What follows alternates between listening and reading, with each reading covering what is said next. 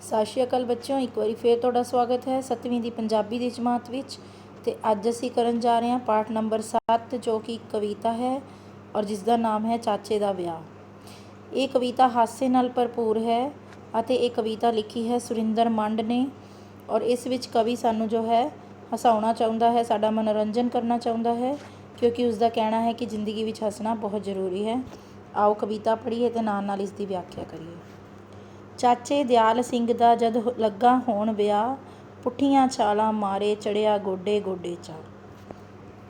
ਇਸ ਦੇ ਵਿੱਚ ਜੋ ਹੈ ਕਵੀ ਕਹਿਣਾ ਚਾਹੁੰਦਾ ਹੈ ਕਿ ਜਦੋਂ ਦਿਆਲ ਸਿੰਘ ਚਾਚੇ ਦਾ ਵਿਆਹ ਹੋਣ ਲੱਗਾ ਤਾਂ ਉਹ ਇੰਨਾ ਖੁਸ਼ ਹੋਇਆ, ਉਹਨੂੰ ਇੰਨੀ ਖੁਸ਼ੀ ਚੜ੍ਹੀ ਹੋਈ ਸੀ ਕਿ ਉਹ ਪੁੱਠੀਆਂ ਛਾਲਾਂ ਮਾਰ ਰਿਹਾ ਸੀ। ਪੁੱਠੀਆਂ ਛਾਲਾਂ ਮਤਲਬ ਖੁਸ਼ੀ ਨਾਲ ਟੱਪੀ ਜਾ ਰਿਹਾ ਸੀ। ਅਗਲਾ ਪੈਰਾ ਹੈ, ਕਿੰਨੀ ਜਾਵੇ ਜੰਝ ਸਾਰੇ ਲੱਗੇ ਕਰਨ ਸਲਾਹ, ਗੰਢਾਂ ਘੱਲ ਨਿਉਤੇ ਦਿੱਤੇ ਲਾਗੀ ਪੈ ਗਏ ਰਾਹ। ਕਿਸੇ ਨੇ ਊਠ ਸਜਾਇਆ ਕਿਸੇ ਨੇ ਘੋੜੀ ਲਈ ਨਵਾ, ਤਾਰਾ ਸਿੰਘ ਵੀ ਆਪ ਰਿਹਾ ਸੀ ਸਾਈਕਲ ਨੂੰ ਲਿਸ਼ਕਾ। ਹੁਣ ਸਾਰੇ ਇਹ ਸਲਾਹ ਕਰਨ ਲੱਗ ਪਏ ਕਿ ਕਿੰਨੀ ਜੰਝ ਜਾਏਗੀ। ਜੰਝ ਮਤਲਬ ਬਰਾਤ, ਕਿੰਨੀ ਬਰਾਤ ਲੈ ਕੇ ਜਾਈਏ। ਸਾਰਿਆਂ ਨੂੰ ਉਹਨਾਂ ਨੇ ਇਹ ਸਲਾਹ ਕਰਕੇ ਸੱਦੇ ਪਾ ਦਿੱਤੇ, ਬੁਲਾਵਾ ਭੇਜ ਦਿੱਤਾ। ਕਿਸੇ ਨੇ ਊਠ ਸਜਾਇਆ, ਕੋਈ ਆਪਣੇ ਊਠ ਨੂੰ ਸਜਾਉਣ 'ਚ ਲੱਗ ਗਿਆ, ਕੋਈ ਘੋੜੀ ਨੂੰ ਨਵਾਉਣ 'ਚ, ਅਤੇ ਤਾਰਾ ਸਿੰਘ ਆਪਣੀ ਸਾਈਕਲ ਨੂੰ ਲਿਸ਼ਕਾਉਣ 'ਚ ਲੱਗ ਗਿਆ। 20 ਮੀਲ ਦਾ ਪੰਧ ਸੀ ਪਿੰਡੋਂ ਨਵੇਂ ਪਿੰਡ ਦਾ ਰਾਹ, ਹੋ ਗਈ ਜੰਝ ਤਿਆਰ ਜਾਣ ਨੂੰ ਸਿਹਰਾ ਲਿਆ ਸਜਾ। ਨਵੇਂ ਪਿੰਡ ਬਰਾਤ ਜਾਣੀ ਸੀ ਅਤੇ ਪੰਧ ਦਾ ਮਤਲਬ ਹੁੰਦਾ ਰਸਤਾ। 20 ਮੀਲ ਦਾ ਉਸ ਪਿੰਡ ਤੋਂ ਨਵੇਂ ਪਿੰਡ ਦਾ ਜੋ ਰਸਤਾ ਸੀ ਉਹ 20 ਮੀਲ ਸੀ ਅਤੇ ਸਾਰੀ ਜੰਝ ਜੋ ਹੈ ਬਰਾਤ ਜਾਣ ਲਈ ਤਿਆਰ ਹੋ ਗਈ ਅਤੇ ਦੁੱਲੇ ਨੇ ਵੀ ਆਪਣਾ ਸਿਹਰਾ ਸਜਾ ਲਿਆ। ਘੋੜ ਸਵਾਰੀ ਦੀ ਕੁਣਤਰ ਤੋਂ ਚਾਚਾ ਸੀ ਅਣਜਾਣ, ਘੋੜੀ ਟੱਪੇ ਚਾਚਾ ਤਰਪ ਕੇ ਕੁੱਟ ਕੇ ਫੜੀ ਲਗਾਮ। ਚਾਚੇ ਨੂੰ ਇਹ ਨਹੀਂ ਸੀ ਪਤਾ, ਚਾਚਾ ਬਿਲਕੁਲ ਅਣਜਾਣ ਸੀ, ਉਸਨੂੰ ਜਾਂਚ ਨਹੀਂ ਸੀ ਕਿ ਘੋੜੇ ਦੀ ਸਵਾਰੀ ਕਿਸ ਤਰ੍ਹਾਂ ਕਰੀਦੀ ਹੈ। ਜਦੋਂ ਘੋੜੀ ਟੱਪਦੀ ਸੀ ਤਾਂ ਚਾਚਾ ਡਰ ਜਾਂਦਾ ਸੀ, ਤ੍ਰਿਭਕ ਜਾਂਦਾ ਸੀ ਅਤੇ ਉਸਨੇ ਜੋ ਘੋੜੀ ਦੀ ਲਗਾਮ ਸੀ ਉਹ ਕੁੱਟ ਕੇ ਫੜੀ ਹੋਈ ਸੀ। ਛੱਡ ਜੈਕਾਰੇ ਤੁਰ ਪਏ ਸੱਭੇ ਗੱਭਰੂ ਅੱਗੇ ਜਾਣ, ਘੋੜੀ ਭੱਜੀ ਚਾਚੇ ਦੀ ਤਾਂ ਮੁੱਠ 'ਚ ਆ ਗਈ ਜਾਨ। ਮੁੱਠ 'ਚ ਜਾਨ ਆਉਣਾ ਇੱਕ ਮੁਹਾਵਰਾ ਹੈ, ਯਾਨੀ ਮੁਸ਼ਕਿਲ ਵਿੱਚ ਪੈ ਜਾਣਾ। ਸਾਰੇ ਲੋਕ ਕੀ ਹੈ ਜੈਕਾਰਾ ਲਗਾ ਕੇ ਅੱਗੇ ਅੱਗੇ ਤੁਰ ਪਏ ਬਰਾਤ ਦੇ।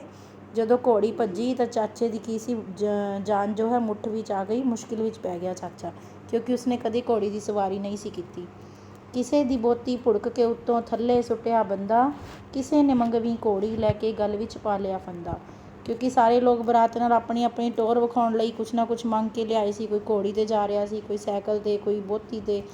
ਇਸ ਤਰ੍ਹਾਂ ਤਾਂ ਇੱਕ ਬੋਤੀ ਨੇ ਕੀ ਕੀਤਾ, ਭੁੜਕ ਕੇ ਯਾਨੀ ਟੱਪ ਕੇ ਜ਼ੋਰ ਦੀ ਟੱਪੀ ਅਤੇ ਬੰਦਾ ਜਿਹੜਾ ਉੱਤੇ ਬੈਠਾ ਸੀ ਉਸਨੂੰ ਹੀ ਥੱਲੇ ਸੁੱਟ ਦਿੱਤਾ। ਅਤੇ ਕਿਸੇ ਨੇ ਮੰਗਵੀਂ ਘੋੜੀ ਲੈ ਕੇ ਆਪਣੇ ਗਲੇ 'ਚ ਉਂਝ ਹੀ ਫੰਦਾ ਪਾ ਲਿਆ। ਗਲ 'ਚ ਫੰਦਾ ਪਾਉਣਾ ਵੀ ਇੱਕ ਮੁਹਾਵਰਾ ਹੈ ਔਰ ਇਸ ਦਾ ਮਤਲਬ ਹੁੰਦਾ ਮੁਸੀਬਤ ਮੁੱਲ ਲੈ ਲੈਣੀ, ਮੁਸੀਬਤ ਗਲੇ ਪਾ ਲੈਣੀ।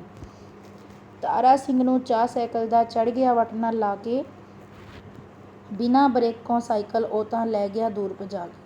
ਤਾਰਾ ਸਿੰਘ ਨੂੰ ਆਪਣੀ ਸਾਈਕਲ ਦਾ ਚਾਅ ਚੜ੍ਹਿਆ ਹੋਇਆ ਸੀ। ਉਹ ਵੱਟੋ ਵੱਟ ਆਪਣੀ ਸਾਈਕਲ ਨੂੰ ਚਲਾਈ ਜਾ ਰਿਹਾ ਸੀ ਔਰ ਉਸਦੀ ਸਾਈਕਲ ਦੀ ਜੋ ਬ੍ਰੇਕ ਸੀ ਉਹ ਨਹੀਂ ਸੀ, ਉਹ ਬਿਨਾਂ ਬ੍ਰੇਕ ਤੋਂ ਹੀ ਸਾਈਕਲ ਨੂੰ ਦੂਰ ਭਜਾ ਕੇ ਲੈ ਗਿਆ ਸੀ।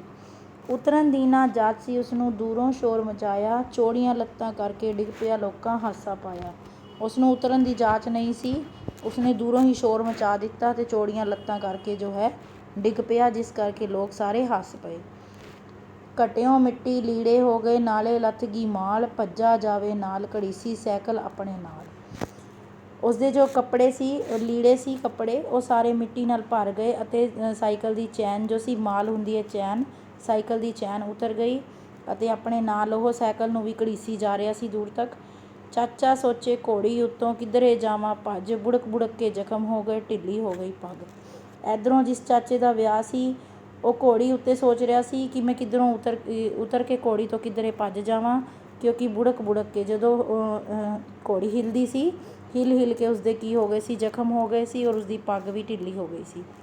ਜਾ ਪਹੁੰਚੀ ਬਰਾਤ ਨੱਚਦੀ ਚਾਚਾ ਸਭ ਤੋਂ ਅੱਗੇ, ਇੱਧਰ ਉੱਧਰ ਵੇਖੀ ਜਾਵੇ ਮੂਲੋਂ ਹੀ ਲੰਗੜਾ ਲੱਗੇ। ਬਰਾਤ ਜੋ ਹੈ ਪਹੁੰਚ ਗਈ ਉੱਥੇ ਪਿੰਡ ਜਿੱਥੇ ਜਾਣੀ ਸੀ, ਚਾਚਾ ਸਭ ਤੋਂ ਅੱਗੇ ਸੀ, ਇੱਧਰ ਉੱਧਰ ਵੇਖੀ ਜਾਵੇ ਮੂਲੋਂ ਹੀ ਲੰਗੜਾ ਲੱਗੇ। ਮੂਲੋਂ ਮਤਲਬ ਬਿਲਕੁਲ ਹੀ ਲੰਗੜਾ ਲੱਗ ਰਿਹਾ ਸੀ ਉਹ, ਕਿਉਂਕਿ ਉਹ ਕੀ ਸੀ, ਸਾਈਕਲ ਤੋਂ ਗਿਰ ਪਿਆ ਸੀ।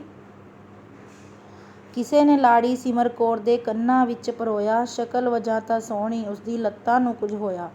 ਜਾ ਕੇ ਕੰਨਾਂ ਵਿੱਚ ਪਰੋਣ ਦਾ ਮਤਲਬ ਹੁੰਦਾ ਜਾ ਕੇ ਦੱਸਣਾ। ਕਿਸੇ ਨੇ ਜਾ ਕੇ ਲਾੜੀ ਜਿਹੜੀ ਦੁਲਹਨ ਸੀ ਉਸਦੇ ਕੰਨਾਂ ਵਿੱਚ ਜਾ ਕੇ ਦੱਸਿਆ ਕਿ ਦੁਲਹਨ ਦਾ ਨਾਮ ਹੈ ਸਿਮਰ ਕੌਰ, ਉਸਦੇ ਕੰਨਾਂ ਵਿੱਚ ਜਾ ਕੇ ਗੱਲ ਪਾ ਦਿੱਤੀ ਕਿ ਸ਼ਕਲ ਵਜ੍ਹਾ ਤਾਂ ਸੋਹਣੀ ਆ ਉਹਦੀ ਲੇਕਿਨ ਉਸਦੀ ਲੱਤਾਂ ਨੂੰ ਕੁਝ ਹੋਇਆ ਕਿਉਂਕਿ ਉਹ ਲੰਗੜਾ ਲੱਗ ਰਿਹਾ ਸੀ।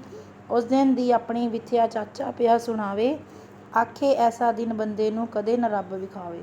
ਤਾਂ ਇਹ ਵਿਥਿਆ ਜੋ ਹੈ ਇਹ ਸਾਰੀ ਕਵਿਤਾ ਹੈ ਜੋ ਚਾਚਾ ਜਿਸ ਦਾ ਵਿਆਹ ਹੈ ਉਹ ਆਪਣੇ ਮੂੰਹ ਨਾਲ ਸੁਣਾ ਰਿਹਾ ਹੈ ਸਭ ਨੂੰ, ਅਤੇ ਕਹਿ ਰਿਹਾ ਕਿ ਐਸਾ ਦਿਨ ਤਾਂ ਰੱਬ ਕਿਸੇ ਨੂੰ ਵੀ, ਕਿਸੇ ਬੰਦੇ ਨੂੰ ਆਪਣੇ ਜੀਵਨ ਵਿੱਚ ਨਾ ਵਿਖਾਵੇ।